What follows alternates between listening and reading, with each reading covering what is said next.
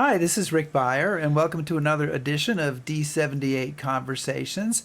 And with us is somebody who I think I can safely describe as our spaciest classmate, Jim Newman. Sorry, Jim, I could not resist that. And of course, I say that because Jim is the only classmate who has been to space, being an astronaut on 4 space shuttle missions, an amazing achievement all by itself. So welcome and thanks for joining me today. Thanks, Rick. Glad to be here. We're going to get to space travel, but usually I like to start with what people are doing now, and I assume there are decent jobs available for former astronauts. So what are you up to these days? Rick, I'm living actually in the Monterey area, Monterey, California. I'm teaching at the Naval Postgraduate School, where we teach mid-career military officers about space. It's a very important arena these days. There's a lot of very interesting things going on in space.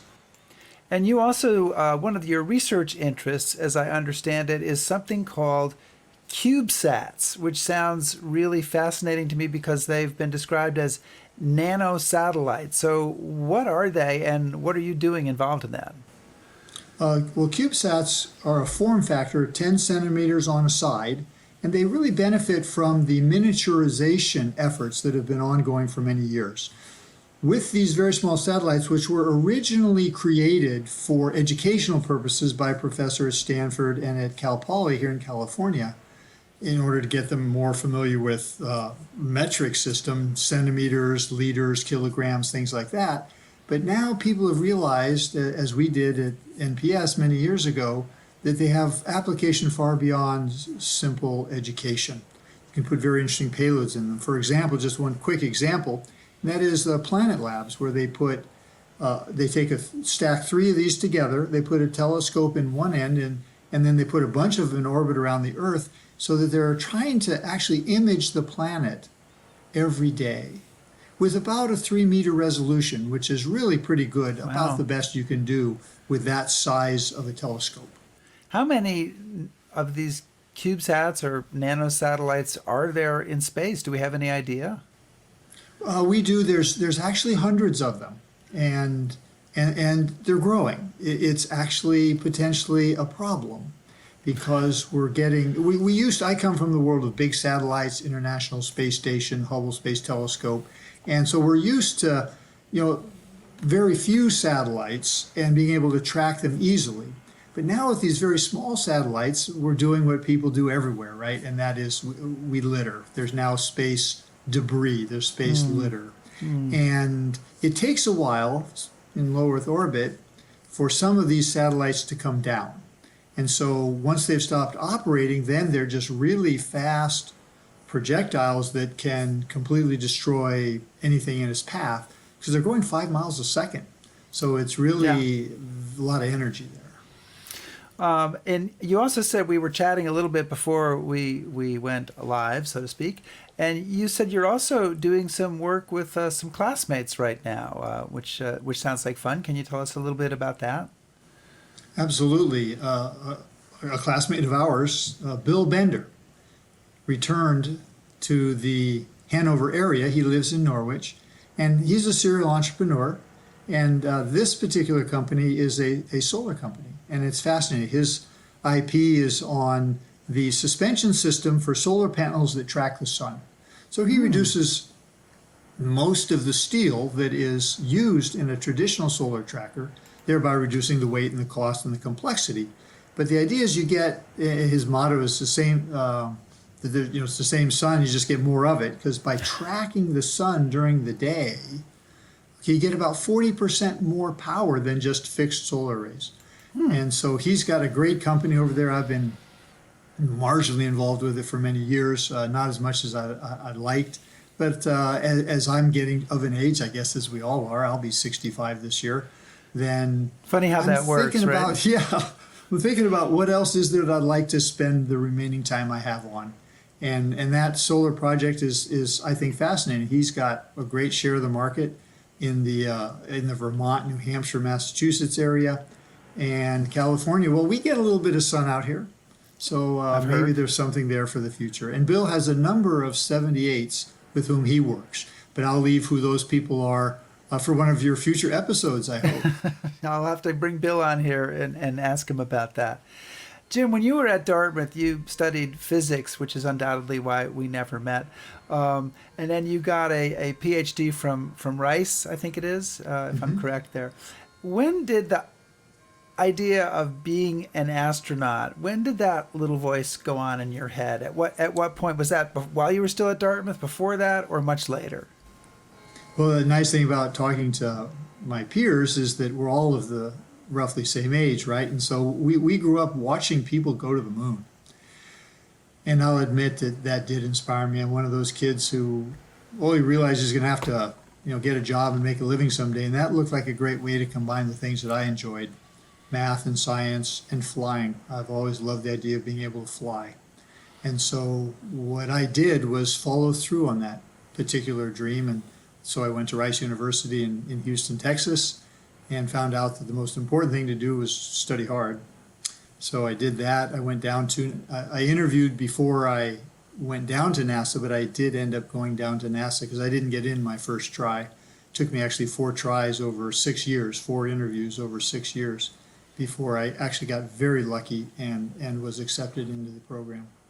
Which is kind of a coincidence because I think it also took 4 tries before your first space shuttle was able to take off. You're a slow starter, but you get the momentum going there.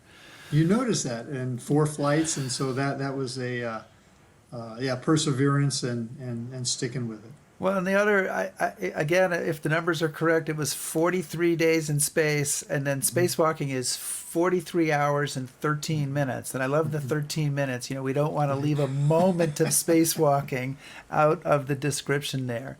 And, you've seen the Earth in a way a very few people have, and some of that was written up in the 25th anniversary book that came out, 25th reunion book that came out more than a few years ago now. But how does being in space change you? I mean, at least for Jim Newman, how did it change the way you think about things? Well, I think we're all of an age where we really grew up watching the space program develop, watching people go to the moon.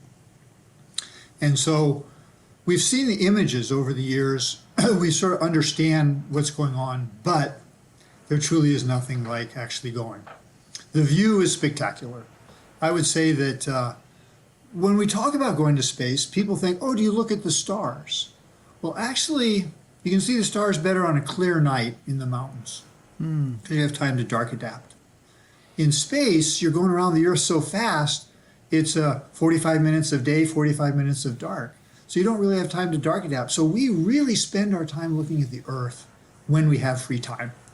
And the way I think that it changes a person is an appreciation that if it only takes an hour and a half to go around the Earth once, how big can it be? It takes longer to drive the hour and 45 minutes to San Francisco from here. But looking at the Earth, it's actually huge. Going over the Pacific Ocean, for example, it's just water and water and more water. And if you think about how did those men and women find their way across the Pacific to these tiny little islands? So it's they call it the overview effect. And I hope that more and more people are really able to get that feeling. But I think it gives a person a different relationship with your planet, because it's a planet, one of many. Obviously, you're asked about it a lot, about being in space. What is the thing that comes back to you as a kind of a personal memory, the thing that sort of comes back the most often or the most intensely? Well, interestingly enough, I dreamt of space last night, maybe in anticipation of the interview, I don't know, but I do dream of going into space still, and the last dream I had was actually the launch part of the I dreamt about launching into space again. As you mentioned, it took 4 tries the first time, so I'll never know how I would have felt that first time if we'd actually gone, but because it took 4 tries to get to go, we were actually just glad to get to go. Right. Thank goodness. Yeah, right, thank goodness. I don't care what happens, let's just go. But what really comes back is two things. One is how quickly humans can adapt to space, an environment we did not evolve in. The idea of floating around and learning how to eat and drink in space and maintaining your orientation and attitude. These are things that the human body actually accommodates in fairly rapid order, right? So how is it that we can do that? And then, of course, it is the view that you just keep coming back to over and over. Well, Jim, we could go on for hours, but this has been great and fun talking to you about space and about what you're doing now. And I hope everything continues to go well for you in the future. And I appreciate your being here today. Well, thanks so much, Rick. I've enjoyed chatting with you, and I look forward to watching your other shows as well. And let's see if we can't get Bill Bender on. Okay, take care.